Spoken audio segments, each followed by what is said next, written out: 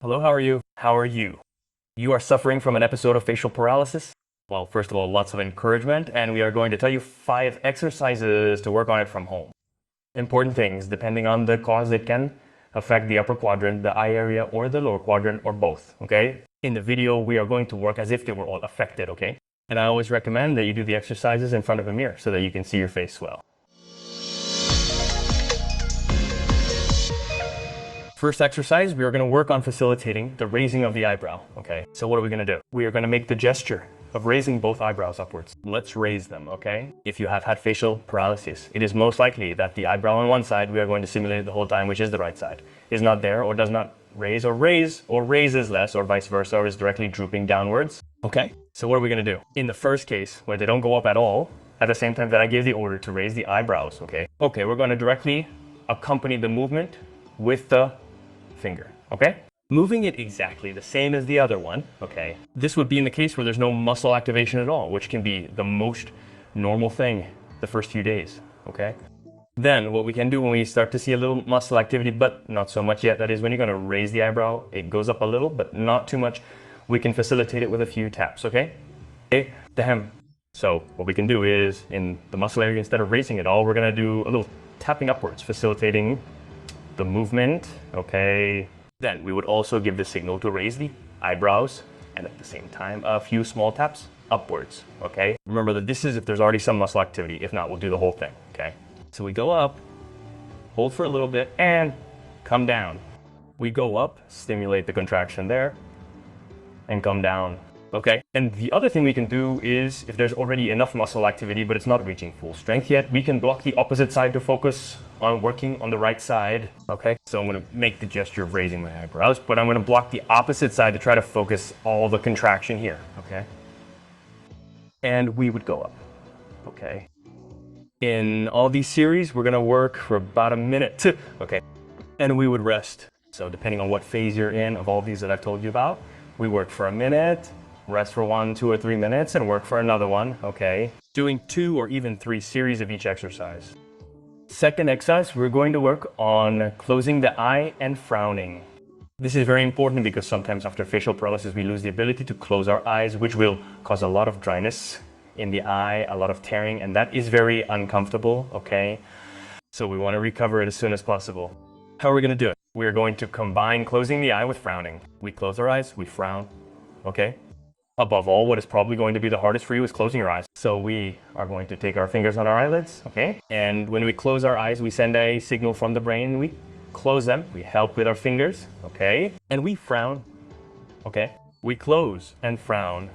If you also do not have the ability to frown, we can use both hands, okay? We are going to close our eyes with the first one, and with the second, we are going to frown, okay? Okay, so it would be close, frown, close, frown, okay? Then if you start to have a little more muscle activity and you don't need to pull on your eyelid anymore, you can help from here, from the side, okay? From the side, you can make a small fold here to stimulate the muscles a little without doing the full movement, okay?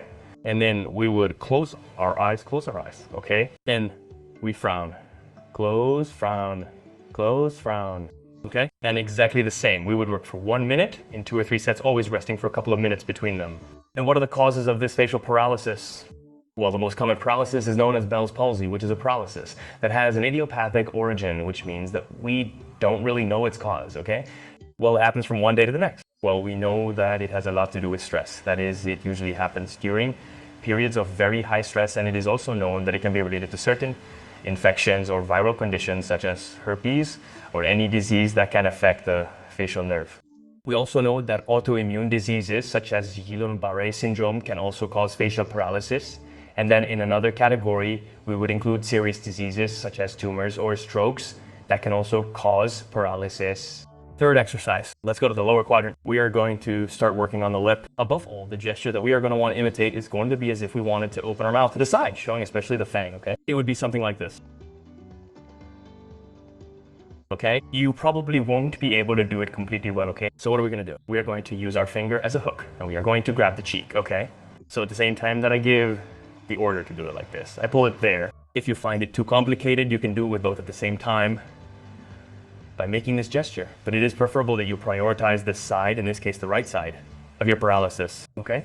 So we are going to use the finger as a hook, we take it, and we are going to try to show the fangs and the molars.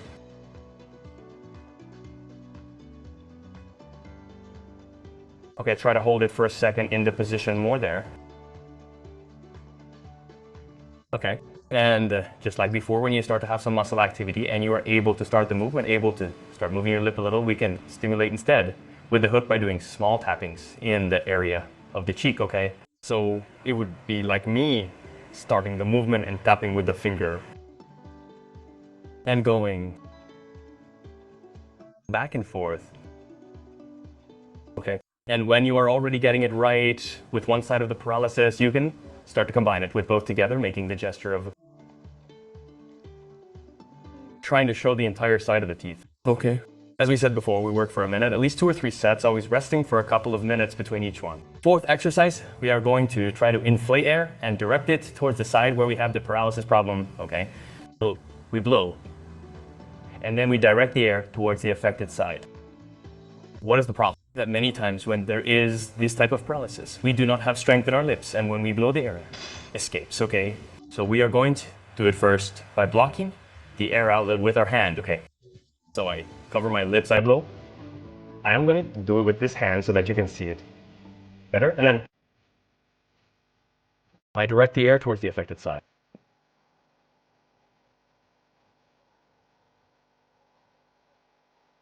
Okay, we try to hold the air towards that entire area for a couple of seconds, okay? And as we gain strength in our lips to close them, we would do it without help, okay? We blow. And we are done. And exactly the same as before, we are going to work for a minute in 2 or 3 different places. Regarding the symptoms of facial paralysis, it's very simple. It's simply going to be the inability to control all the facial expressions on that side of the face. It could even be that, for example, your lid is directly down, or as I said, your eye is closed due to pressure or remains slightly open, okay? So anything that indicates an inability to control one hemisphere of the face will be classified as facial paralysis. It's very important to go to the doctor as soon as you start to notice a lack of control over these gestures, because the sooner we catch these types of injuries and illnesses, the easier it is to resolve them. So at the first sign of symptoms, you should go to your doctor. Fifth and final exercise. Now we're going to work on both the upper and lower quadrants globally, okay? The gesture we want to make is to squint your eyes while smiling without showing your teeth, okay? It would be something like this. Okay, so you're probably having a bit of trouble elongating your face. So I recommend that you put one finger on the corner of your lip and another finger on the outside of your eye, okay? And when you're going to do the gesture, accompany it with a little pull, okay?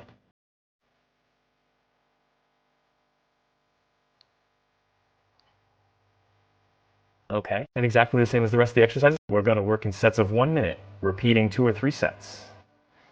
Finally, it's not an exercise in itself, but it's a little bonus that I find interesting. We're going to do a little self-massage of the entire area. Why? Because it's going to help us vascularize the entire area and improve muscle activity a little, which is what we're looking for with all these exercises, okay? So we can do it both before and after the exercises. In fact, I recommend that you do it before or after and even several times a day independently of the exercises. Which, by the way, you can also do this little routine several times a day. So we would start, for example, in the temple area, okay? Pulling it up a little bit, okay? Now without anything, I'm gonna massage it, just moving my finger. You can put a little bit of cream on it if you don't have much friction and it's uncomfortable. So we would simply start by stroking upwards through the temple area, okay? Then we can continue around the eyebrow, okay? Making this gesture, okay? As I said, if you don't have much friction, you can use a little bit of cream, okay? And then we would start going down through the entire nose area, okay? Finishing towards the cheek, okay? From the eyebrow, you go down and open it up there, okay? Until we get a little further into the masseter area where we would make a few circles from one side, phrase in, to the other, okay? And we would do this massage for about 5 minutes. So if you sit down for 5 minutes before the exercises, we'll do them, which will take you about 10 to 15 minutes, depending on how much rest you get. And then at the end, another 5 minutes of massage. Finally, I wanted to tell you about recovery times. In the case of Bee's palsy, which is the most common and which we've said is of hepatic origin with no apparent cause, the first thing to say is that most cases recover completely, okay? That's important. Secondly, it's normal for you to recover all or almost all mobility in your face within 3 to 6 weeks.